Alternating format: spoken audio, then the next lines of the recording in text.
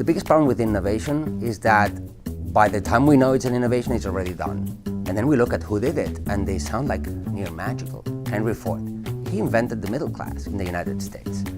You look at that person, and you look backwards on their story, and everything sounds awesome. Except that if you had been living with him while this was happening, you would have lived through an entirely different story.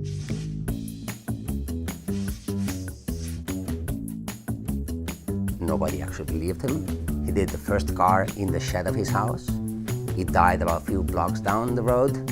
When you look at the stories going forward, they look about pretty much like stories of failure.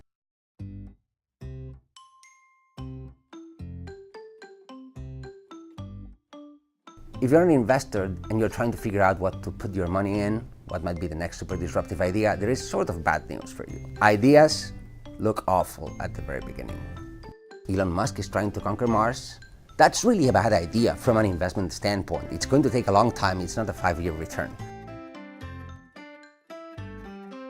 If you're an investor, you still want to put your money in. So what should you focus on? Well, it should not be on the idea. Some people say you should focus on the team. That's not it either. The question is, some people are asking you for money. That money is presumably going to be used for something. Hopefully, that something is going to prove that what they have in mind actually scales up.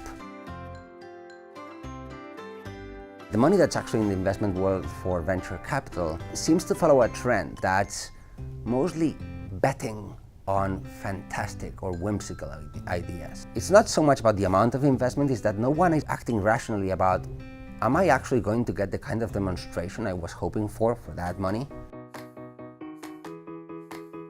Innovating, it is not the same as entrepreneurship.